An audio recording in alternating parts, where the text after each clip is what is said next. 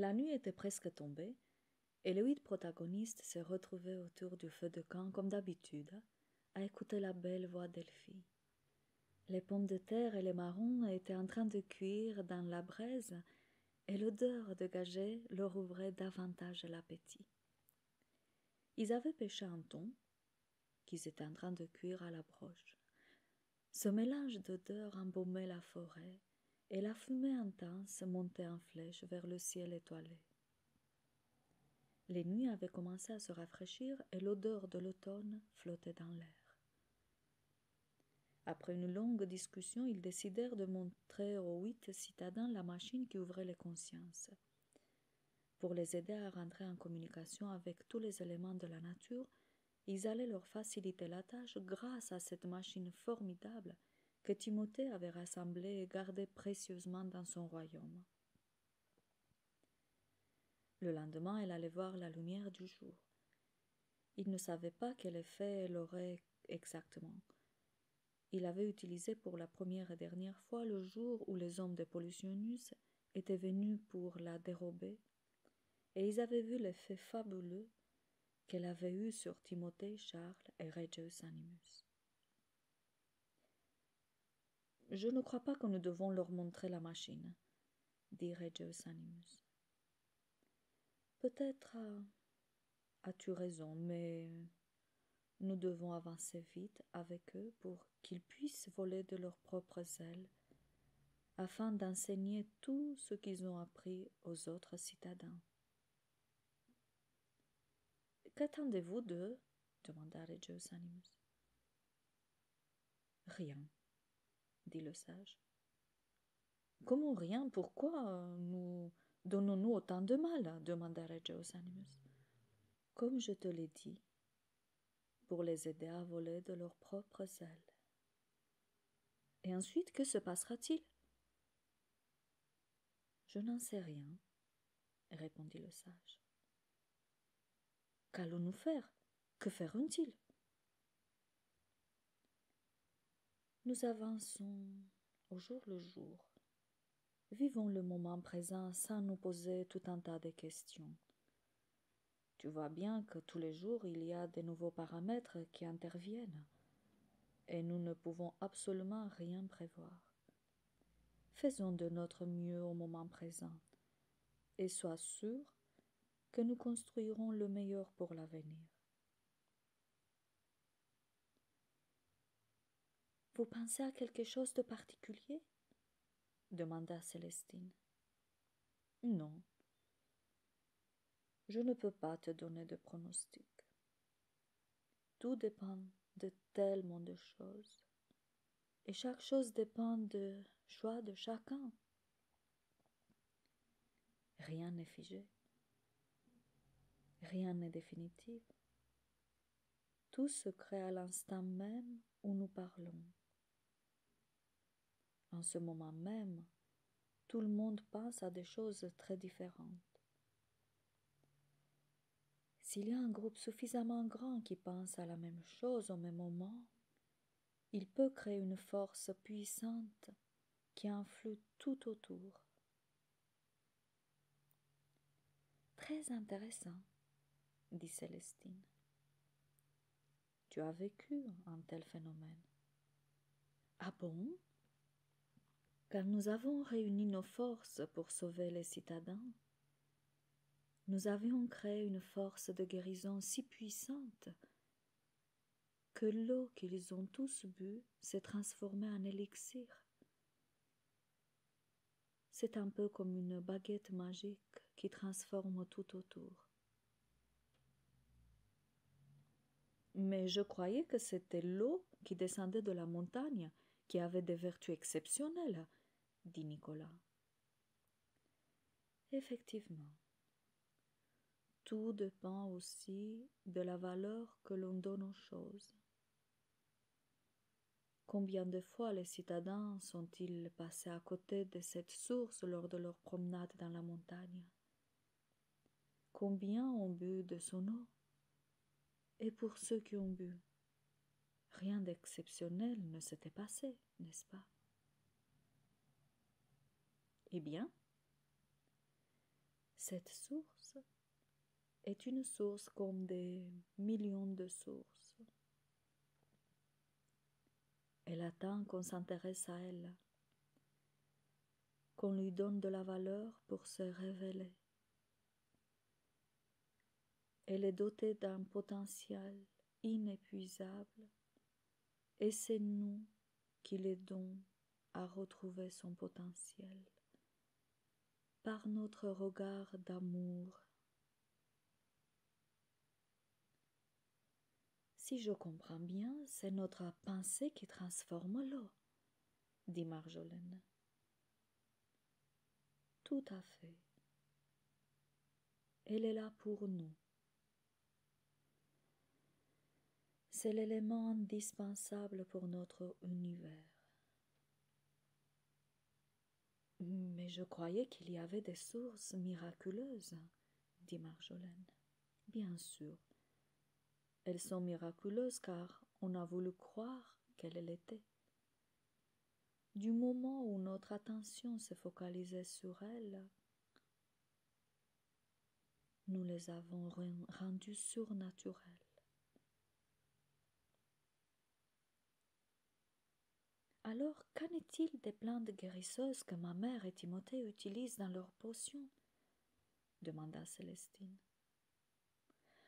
Ah, ça, c'est une toute autre histoire.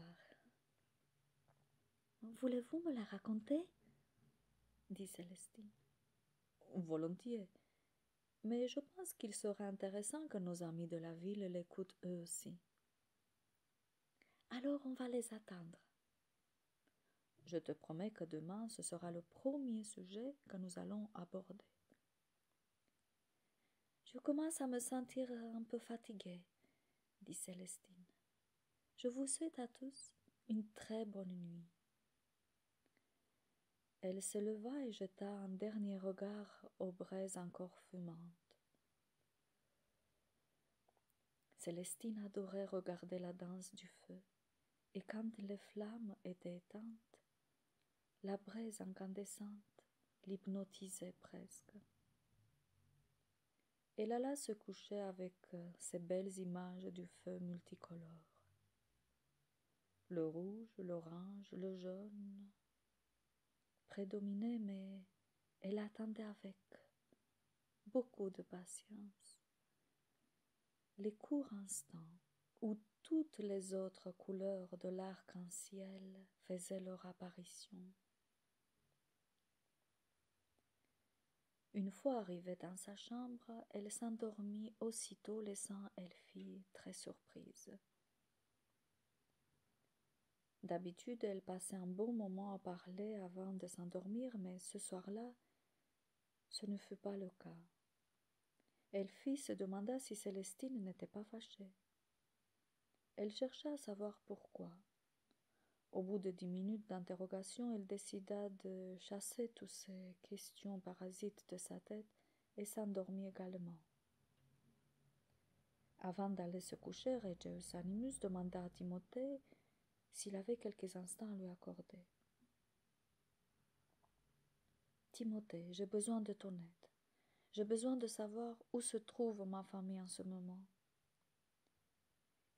Tu ne m'as jamais dit que tu avais une famille. »« Ils sont en exil. »« Pourquoi ?»« Pollutionus les a exilés à cause de leur découverte. »« Ah bon ?» Mon frère Zilanicum et ma sœur Lavandula s'étaient spécialisés dans la découverte d'élixir qui agissaient sur les peurs humaines. Pollutionus comprit qu'il allait perdre son pouvoir si les humains étaient libérés de leurs peurs. Il envoya une porte-parole pour leur dire d'arrêter les recherches sur le champ, faute de quoi ils allaient les emprisonner. J'étais chez mon grand-père aux Caraïbes et ils n'ont pas pu me prendre avec eux. Ils m'ont envoyé cette lettre pour m'expliquer la situation. Il sortit une lettre dans un médaillon en forme de cœur accroché à son cou. Timothée lut rapidement la lettre. Quand il rendit la lettre à Regius Animus, Son visage était inondé de larmes. Avec une voix émue, il demanda à son ami: « Comment puis-je t'aider à les retrouver? Fais-les venir dans ton royaume, s'il te plaît, Timothée. » « Je ne peux pas. » « Pourquoi? » Le sage m'a dit de faire très attention. Quand je sortirai, ils pourront disparaître à jamais dans d'autres univers. J'ai besoin de savoir s'ils sont en vie. Peut-être qu'Elfie pourra les faire venir sans risque. Tu as raison. Nous pourrons faire des recherches dans ton royaume et une fois que nous aurons détecté l'endroit où ils se trouvent, nous pourrons les faire venir. Tu es génial, Rachel Sanimus. C'est plutôt toi, mon grand ami. Ils partirent se coucher pleins d'espoir. Le lendemain matin, quand les citadins arrivèrent, le sage commençait par leur expliquer les pouvoirs magiques des plantes. « Dites-moi, lesquels d'entre vous connaissaient les pouvoirs des plantes ?»« Moi, » dit Henri, à qui Célestine avait fait une petite initiation quelques semaines auparavant. « Sais-tu d'où viennent les vertus des plantes ?» « Non, je ne me suis jamais posé la question, » répondit Henri. Chaque plante est comme une clé qui ouvre une porte. Quand tu es en contact avec la plante, elle te fait accéder à toutes les vertus que tu as naturellement en toi, ainsi qu'à ta capacité naturelle d'auto-guérison. Le corps humain est une machine incroyable, d'une perfection absolue. « Comment pouvez-vous en être sûr ?» demanda Henri. « Je ne peux être sûr de rien. Je croyais que vous connaissiez tout. Comme vous tous, je découvre tous les jours des choses nouvelles qui m'aident à remodeler ma vision du monde. Ne prends pas pour argent comptant ce que je te dis, car c'est ma vérité. Apprends à faire ta propre vérité. Tu te sentiras plus proche de toi-même. Tu comprendras beaucoup plus de choses si tu ne limites pas ta créativité. J'aimerais comprendre comment fonctionnent les remèdes que fabrique Marjolaine, qui est très réputée dans notre ville, dit Henri. À ton avis, quel pourrait être le secret? Quand vous avez parlé d'ouverture de portes, une très belle image m'est venue dans la tête. Une immense salle ensoleillée, et tout autour, une multitude de portes ouvertes qui menaient dans d'autres salles où tout le monde peut circuler à volonté. Dans ces salles, il y a différentes choses indispensables qui deviennent tout à coup accessibles. L'eau qui est présente partout, facilite le mouvement en apportant du bien-être général. Belle vision. Comprends-tu le message transmis à travers ces images, Henri? Dit le sage. Je crois que oui. Je suis époustouflée par la vision d'Henri, dit Marjolaine. Je comprends mieux comment fonctionne la synergie des plantes. Quand je cueille une fleur, il y a une sorte de communication qui s'établit entre elle et moi. J'ai l'impression d'être en contact avec tout le savoir de la terre et je sens que chaque geste que je fais est guidé par ce savoir. Je ne sais pas si c'est héréditaire, mais quand je cueille les plantes, cela me fait la même chose, cela me fait le même effet. Je ne crois pas que ça soit héréditaire. Je vis la même chose, dit le sage. Moi aussi, dirent un par un Elphie, Célestine, Henri et Nicolas. Ils s'esclaffèrent tous. La contagion gagna tout le monde qui s'est mis à rire jusqu'aux larmes. C'était comme si la terre montrait à travers eux le bonheur que d'être si bien comprise. Quand le fou rire s'estompa, Azur, un beau jeune homme, s'exclama étonné. Donc la terre nous parle? Tous les jours, répondit le sage. Pourquoi je ne l'entends pas? Tu l'entends, Azur, mais jusqu'à aujourd'hui tu ne savais pas que c'était elle qui te parlait. Quand tu es au milieu de la nature, tu rentres automatiquement en contact avec la terre. Quand tu regardes un arbre, une fleur, un ruisseau, une cerise mûre, et que tu salives de plaisir, la terre reçoit tes remerciements, elle te remercie en retour. Vous parlez de la terre comme si vous parliez d'un être vivant, dit Azur. Pour moi, c'est un être vivant en perpétuelle évolution comme nous tous. Nous aurons plein d'occasions pour te le montrer, Azur. Tu comprendras très vite. L'heure est bien avancée, dit Marjolaine. Que diriez-vous de commencer à préparer le repas?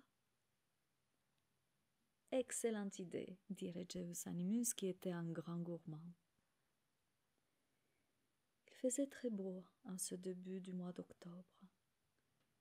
Les nuits commençaient à se rafraîchir, mais les journées étaient bien chaudes. Ils avaient tous fait beaucoup de provisions pour les longs mois d'hiver. Dans la forêt sacrée, il y avait un microclimat.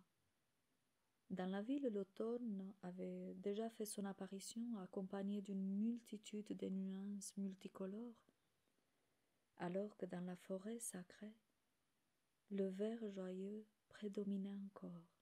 Pollutionus ne pouvait plus supporter la solitude et décida de se déguiser et de faire un tour en ville.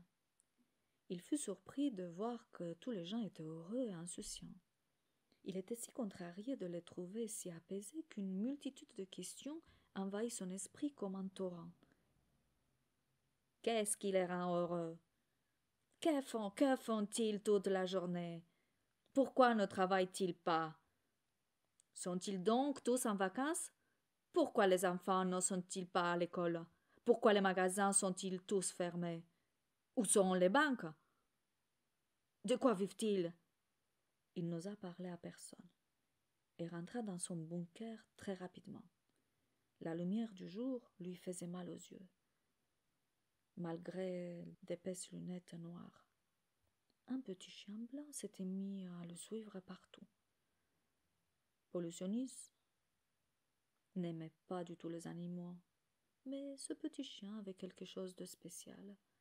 Son regard était si tendre. Pollutionis se baissa un peu, non pas pour le caresser, mais pour avoir plus d'élan, afin de lui donner un bon coup de pied. Soucieux, le pauvre s'éloigna en pleurant atrocement de douleur. Une fois rentré dans sa cachette, Pollutionus fit le bilan de sa journée.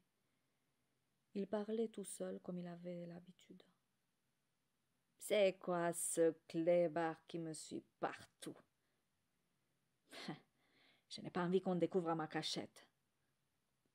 L'entrée de sa cachette était bien dissimulée derrière un gros rocher recouvert de mousse. Pourquoi tous ces idiots semblent si heureux? Qui leur donne du travail? Il va me le payer, celui-là. Et cette machine, pourquoi ne fonctionne-t-elle pas? Et tout ce mois de travail pour rien. Il prit la machine et la jeta à terre. Elle se démembra en 1000 morceaux. Il faut absolument que j'arrive à rentrer dans mon usine. où l'on fabrique mes chairs tueuses. Avec au moins une d'entre elles à mes côtés, je serai plus puissant. Il se mit à rire d'un rire lugubre, assourdissant, qui donnait la chair de poule. Il se regarda dans une glace en s'exclamant: Oh, comme je suis magnifique, comme je suis séduisant. Tout le monde m'aime, tout le monde m'acclame. Pollutionneuse, vive pollutionneuse, vive pollutionneuse, vive pollutionneuse. À force de rester enfermé pendant longtemps, coupé du contact humain, Pollutionneuse frôlait la folie. Il s'est remis à rire de son rire lugubre. Il mit à fond une musique stridente qui l'entraîna dans un mouvement rapide. Cette danse complètement excentrique amplifiait sa folie. Au bout d'une heure de danse effrénée, il tomba d'épuisement. Il se cogna la tête au coin de la table basse et saigna abondamment. Le décor de sa demeure était assez austère. Tous les meubles étaient en fer forgé. Sur le mur gris, il n'y avait aucun tableau. Tout était noir et gris, hormis un grand tapis bleu foncé au milieu du salon. Quand Pollutionneuse se réveilla de son agonie, il était amnésique. « Où suis-je? Qui suis-je » furent ses premières paroles. « Du sang! Vite, un docteur! C'est mon sang! Je vais mourir! Au secours! Au secours !» Il sortit de son bunker en criant au secours. Il était 5 heures du matin. La ville était encore endormie. Il pénétra avec beaucoup de fracas dans la première maison qu'il trouva sur son passage. « Au secours! Au secours! Un docteur! Je vais mourir !» Henri descendit les marches en toute vitesse. « Que se passe-t-il ?»« J'ai été attaqué. J'ai perdu beaucoup de sang. »« Qui êtes-vous ?»« Je ne sais plus. » »« Asseyez-vous, je vous prie. Je vais m'occuper de vous. »« J'ai peur de mourir. » »« Ne vous inquiétez plus maintenant. Calmez-vous. Tout ira bien. » Henri partit dans la cuisine et revint avec une grande tasse bien fumante. « Je vous ai préparé une tisane qui vous aidera à bien dormir. » Henri soigna la blessure de Pollutionneuse. Cela faisait longtemps qu'il n'avait plus eu besoin de sa trousse de médecin. Ses concitoyens n'étaient plus malades. Et ils ne se blessaient plus non plus. On aurait cru qu'une bonne étoile veillait sur eux. « Votre blessure est assez profonde, dit Henri. Je vous ai fait plusieurs points de suture. Gardez bien ce pansement. Cette décoction de plantes va vous aider à ne plus avoir mal et à cicatriser plus vite. Je vous ai préparé cet élixir qui vous aidera à passer le choc émotionnel. Buvez des petites gorgées tout au long de la journée. Je dois partir maintenant, pour toute la journée. Vous trouverez de quoi manger dans la cuisine. » Pollutionneuse acquiesçait à chaque fin de phrase, mais il n'arrivait plus à dire un mot. Henri, après s'être habillé, sortit en souhaitant à son patient un bon repos.